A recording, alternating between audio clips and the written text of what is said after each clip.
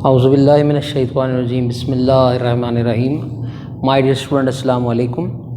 ہم پاکستان اسٹڈیز میں جیسا کہ آپ جانتے ہیں چیپٹر نمبر 2 ہمارا یعنی علی گڑھ موومنٹ کے نام سے ہم کنٹینیو کر رہے ہیں، اور یہ اس کا دوسرا حصہ ہے۔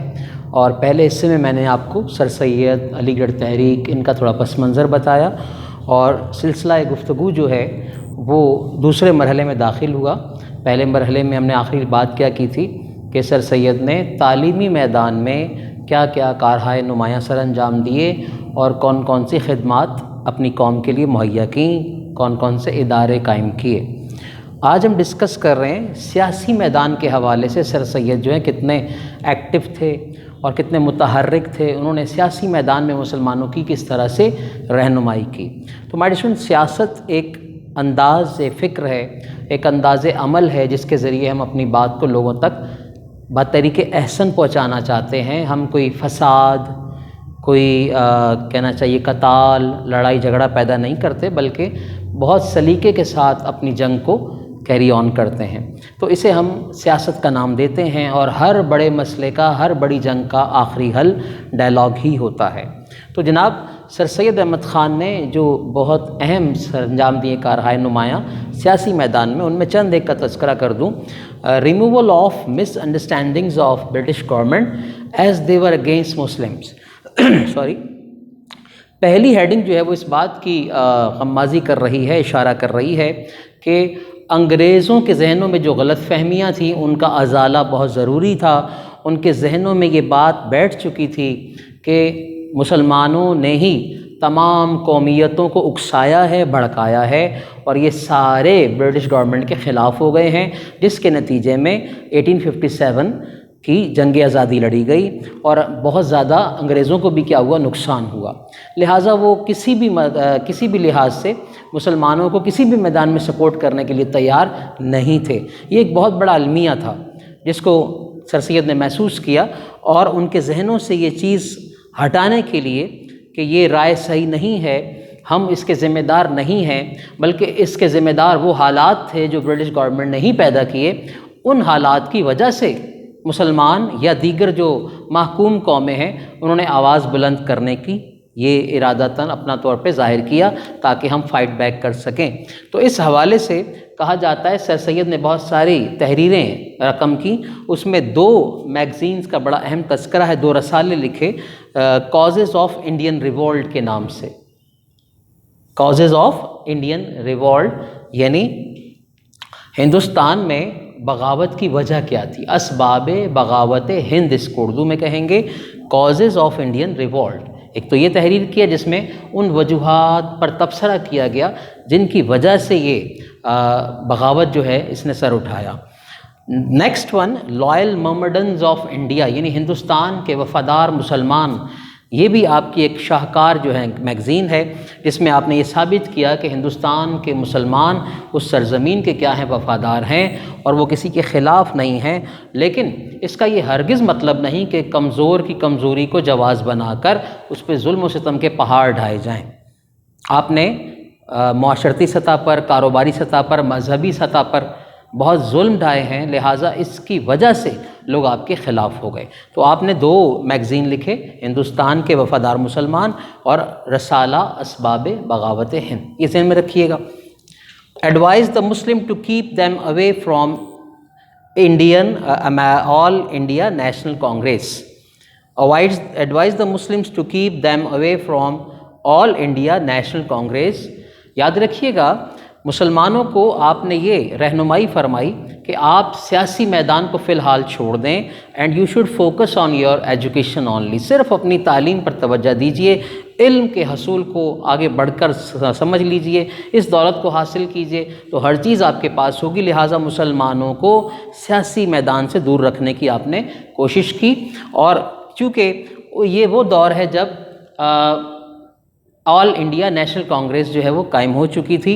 اس کے بارے میں کہا جاتا ہے it was establish in 1885 and it was established by British officer A O Hume, یہ نام ذہن میں رکھیے گا، اے او ہیوم اس کا نام تھا، یہ ایک انگریز آفسر تھا، اور اس نے ہندوستان کے مسائل کو سیاسی طور پہ حل کرنے کے لیے آل انڈیا نیشنل کانگریس کے نام سے ایک جماعت قائم کی، اور اسٹارٹنگ میں اس میں بہت سارے انگریز بھی، ہندو بھی، اور بہت سارے مسلمان بھی جو تھے، جو سر سید سے ذرا سا خائف تھے ان کی اس سوچ سے، وہ بھی اس میں جوک در جوش شامل ہونے لگے۔ لیکن آپ نے ایڈوائز کی کہ یہ دو قومیں تو وہاں ایڈجسٹ ہو جائیں گی، مسلمان کانگریس کا حصہ بنیں گے تو کچھ حاصل نہیں کر سکیں گے، لہذا سر سید اس چیز کے خلاف تھے۔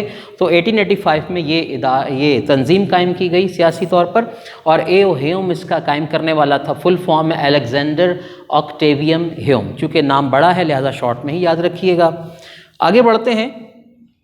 ہندوستان میں جہاں مسلمانوں پر بہت سارے مظالم ڈھائے گئے، زیادتیاں ہوئیں، بہت زیادہ ستایا گیا ہے مائی اسٹوڈنٹ، وہیں پر بنارس کے جنونی یعنی ایکسٹریمزم رکھنے والے ہندوؤں نے اردو زبان کے پھیلاؤ پر بھی کیا کی، پابندی لگانے کی کوشش کی۔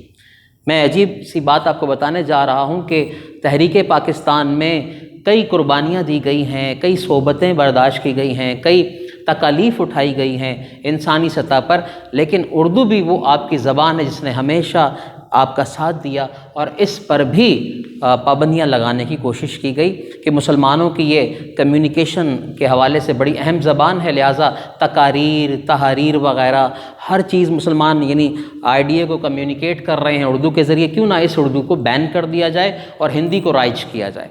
تو یہ ایک بہت بڑا کہنا چاہیے غلط عمل تھا مسلمانوں کے لیے، تکلیف دہ عمل تھا کہ زبان کے اوپر پابندی لگائی جا رہی۔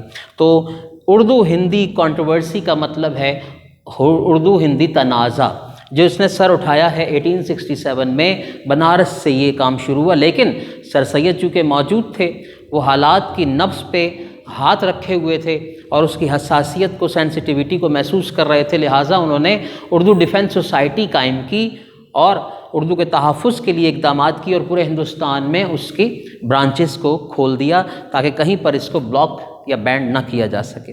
یہ بہت بڑا ایک قدم تھا آپ کا۔